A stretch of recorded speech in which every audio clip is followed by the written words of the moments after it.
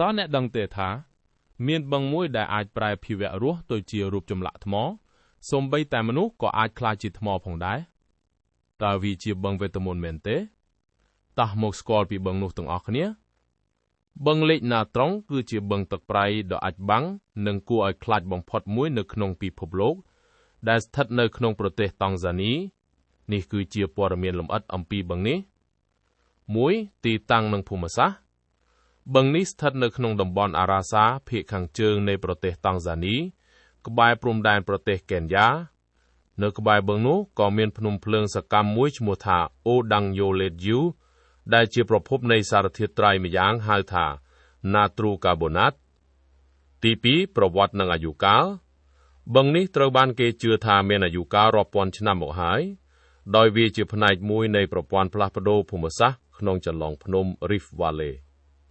បានជាវាមានឈ្មោះខ្នាតត្រង់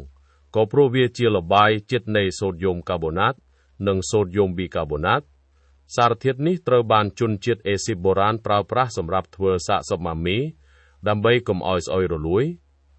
3មូលហេតុដែលនាំឲ្យសត្វក្លាយជាថ្មបឹងនេះល្បីល្បាញដោយសាររូបភាពសត្វដែលងាប់ទៅហើយមើលទៅហាក់ដូចជាគំនូរចម្លាក់ថ្មជាមូលហេតុបច្ចេកទេសនៅពីក្រោយបាតុភូតនេះមានដូចជាកម្រិត pH ខ្ពស់ខ្លាំងទឹកបឹងមានកម្រិត pH ចន្លោះពី9ដល់ 10.5 ជិតស្មើនឹងទឹកអាម៉ូញ៉ាក់វាមានជាតិកាត់ខ្លាំងដែលអាចរំលាយស្បែកនិងភ្នែករបស់សត្វដែលមិនសមនឹងមជ្ឈដ្ឋាននេះសីតុណ្ហភាពខ្ពស់ទឹកបឹងអាចឡើងកម្ដៅរហូតដល់60អង្សាសេដែលធ្វើឲ្យសត្វងាយនឹងស្លាប់ប្រសិនបើធ្លាក់ចូលទៅក្នុងនោះដំណើរការរក្សាសាកសពនៅពេលសត្វងាប់ក្នុងបឹងនេះឬធ្លាក់ចូលទៅសារធាតុសូដ្យូមកាបូណាតតើអ្នកដឹងទេថាធ្វើឲ្យសត្វងាយនឹងស្លាប់ប្រសិនបើធ្លាក់ចូលទៅក្នុងនោះដំណើរការរក្សាសាកសពនៅពេលសត្វងាប់ក្នុងបឹងនេះឬធ្លាក់ចូលទៅសារធាតុសូដ្យូមកាបូណាតនិងរ៉ែដទៃទៀតដែលមានកំហាប់ខ្ពស់ក្នុងទឹកបានចូលទៅស្រោបនិងជ្រាបចូលក្នុងខ្លួនសត្វវាធ្វើឲ្យសាកសពសត្វកកឬដូចជាថ្មនឹងការពារមិនឲ្យសាកសពពុកភុយនៅពេលទឹកស្រកសាកសពទាំងនោះនឹងលេចចេញមកក្រោយមើលទៅដូចជារូបចម្លាក់មិនតែប៉ុណ្ណោះទឹកបឹងមានពណ៌ក្រហមឬផ្កាឈូកដោយសារតែវត្តមានរបស់បាក់តេរីយ៉ាងឈ្មោះ Halorubrum lacus rosigui ដែលចូលចិត្តរស់នៅក្នុងទឹកប្រៃខ្លាំង